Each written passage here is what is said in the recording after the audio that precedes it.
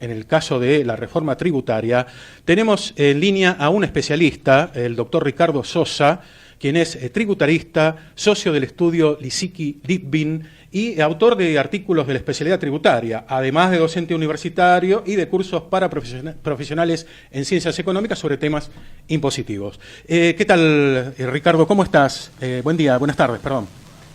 Buenas tardes, mucho gusto. Igualmente, un gusto escucharte. Bueno, estábamos antes de planear, digamos, cuando estamos planeando esta nota, pensando en primer tema, como te comentaba, es el tema impositivo, porque es el que más afecta no solamente a las empresas, sino también, bueno, a la gente de a pie, como suele decirse, porque siempre se dice que Argentina tiene una carga tributaria enorme y así todo. Hoy la Argentina tiene un déficit fiscal enorme. La primera pregunta es, como tributaria, ¿cómo aplicás esto? Bueno, el peso del Estado es fundamental en este déficit. El Estado es un elefante muy grande, que cuesta muchísimo y además en general es ineficiente y ha sido utilizado por sucesivos gobiernos y de todos los partidos sin distinción, digamos, como una manera de ocultar el subempleo, digamos, o el desempleo, claro. Y también de robar ciertos favores, ¿no? En este caso, la reforma tributaria, o sea, la parte tributaria es solo una parte de lo que se llama la administración de la hacienda o la parte fiscal. Sí. Y entonces tiene como básicamente dos patas que se prevén. Uno, una ley de responsabilidad fiscal, queremos que se cumpla, en la cual básicamente las provincias y la nación asumen el compromiso de no seguir engordando a este elefante que es el Estado, sino mantener la dotación de personal que existía a fin de este año e incrementarlo en función del crecimiento de la población de cada jurisdicción, digamos, es decir, que siga un poco el crecimiento vegetativo. Básicamente esa es la pauta base. ¿Eso ya hay un proyecto? Discúlpame la interrupción. ¿Ya hay un proyecto en ese sentido en el Congreso o es lo que se comenta que el Ejecutivo motorizaría? Está junto con el tema de la coparticipación, ¿no? Esa negociación. Hay un proyecto que se llama régimen federal de responsabilidad fiscal y buenas prácticas de gobierno, que ya hay un proyecto. En realidad es una reforma a una ley, que es la de 25917, una ley existente, en la cual se cambian muchas pautas y se establecen, en algunas medidas es una ley de topes de gasto para las provincias. Es básicamente eso lo que establece, ¿no? De mantener constante el nivel de gasto medido en términos reales. Ahora, ¿eso corre para la nación o solamente para las provincias? Corre tanto para la nación como para las provincias. Bien. ¿No? Es un régimen federal. Claro, bueno, la nación tendría que dar el ejemplo, ¿no? Con este tema de la posibilidad de jefatura de gabinete, de esas facultades discrecionales que no sé hasta qué punto fueron reducidas por el actual gobierno, de reasignar partidas del presupuesto. A veces se desdibuja un poco el presupuesto realizado, efectivamente, ejecutado, con relación a lo pautado, ¿no? El tema es quién lo controla después eso. Sí, es cierto. Bueno, la verdad que lo que se dice muchas veces es respecto a nuestro país y respecto a otros, que no hace falta sancionar tantas leyes sino cumplirlas. Es verdad. La verdad que bueno, esta ley incluye bastante detalle en cuanto a cómo, en qué márgenes o en qué cauces debe manejarse la actividad pública, digamos, nacional y provincial, con bastante detalle. Esperemos que se cumpla, que se sancione, digamos, que en alguna medida se cumpla. Y sí. No es nada fácil. Esa es una de las patas. Y la otra es la reforma tributaria, ¿no? Sí, claro. Porque la reforma tributaria, ¿por qué está este aspecto de no aumentar los gastos en términos reales? Porque se supone que la recaudación, la presión fiscal va a comenzar a disminuir, digamos, gradualmente. Y a eso apunta, es un paliativo, el proyecto de reforma fiscal actual, ¿no? Claro. Que solamente está referido a impuestos a las ganancias, exclusivamente toca impuestos a las ganancias. Hubo una primera reforma, el año pasado, que apuntó a ganancias de básicamente del salario, es decir, las personas de cuarta categoría, y en alguna medida se ha corregido el atraso que había, digo en alguna medida porque fue parcial. Sí. Realmente corregirlo en forma total creo que tampoco era factible porque iba a generar más déficit. Y se estableció una pauta de actualización de lo que es deducciones, las deducciones personales y las escalas, cosa que no se hacía hace 15 años. Fue un avance importante.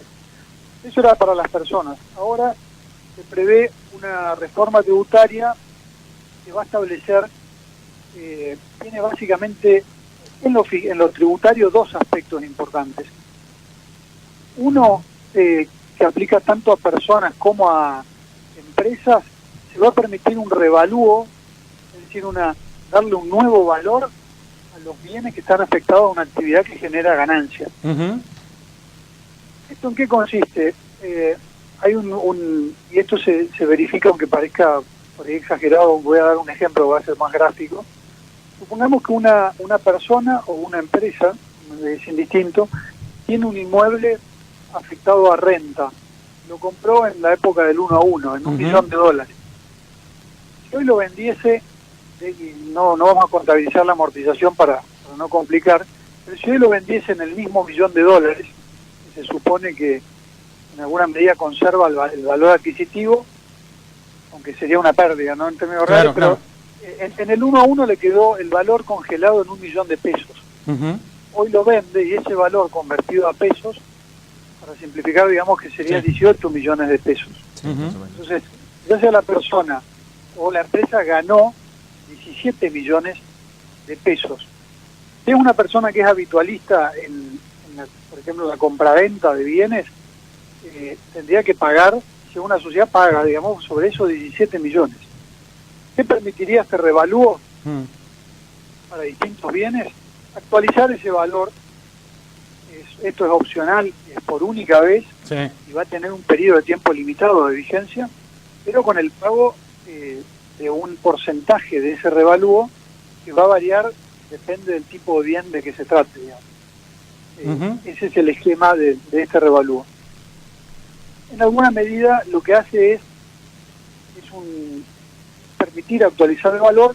En la ley del impuesto a las ganancias está prevista la actualización, pero ha estado derogado el ajuste por inflación, o sea, no está derogado, está en el texto de la ley, pero fue prohibido de la ley de convertibilidad del 91 hasta la fecha, con lo cual los valores hoy en día no son representativos de un valor real, los valores afines imposibles.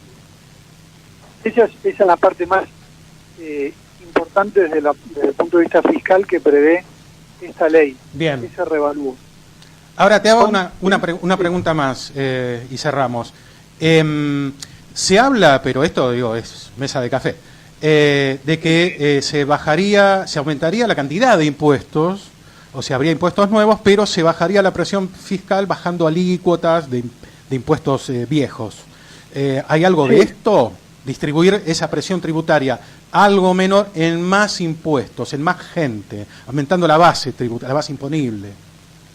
Claro, la verdad que hasta ahora lo que es como proyecto formal lo que ha circulado es este que comento de ganancias. En la intención manifestada, digamos, por el gobierno, y en esto creo que hay acuerdo sin distinción de partidos políticos, se prevé disminuir la alícuota en el impuesto más nocivo, digamos, que más incidencia tiene hoy en tener un sistema fiscal malo, digamos, que disminuye mucho la competitividad, que es el impuesto sobre los ingresos brutos. Claro. Eso es una cuestión bien difícil porque ingresos brutos se han ido incrementando las alícuotas paulatinamente, y es de lo que básicamente viven las provincias, digamos. Claro. Es un impuesto provincial. Las provincias han ido aumentando sucesivamente las alícuotas. Si uno mira 20 años atrás las alícuotas, por ahí las alícuotas en general, en promedio, estaban en un 2,5 o 3%. Hoy,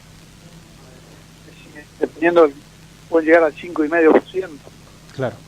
Había exenciones para determinadas actividades, una alícuota, por ejemplo, construcción. o una alícuota baja del 1%. Hoy todas esas actividades construcciones están un 3% en líneas generales en todo el país. Bien. Ricardo, se está incrementando la presión. Sí, no, te decía, te quería decir que se nos ocurre, nos estamos quedando sin tiempo, entonces volver a convocarte cuando esto se vaya, después de las elecciones, obviamente, aclarando un poquito. Incluso me gustaría tener aquí en la mesa a nuestro consultor legislativo para ver cómo va avanzando en el Congreso y poder hacer una charla de conjunto para ir viendo la letra más fina ya de la reforma. ¿Te parece? Con todo gusto. Perfecto. Con todo gusto. Entonces te deseamos un buen fin de semana y te convocamos para más adelante. Bueno, ya nuestra producción se va a estar comunicando nuevamente con vos para poder charlar y poder ir acercándole a nuestros oyentes, bueno, por dónde viene la mano, ¿no? Por dónde le van a meter la mano en el bolsillo. Así están preparados, por lo menos. Muchas gracias. Muchas gracias y buen fin de semana. Igualmente para vos.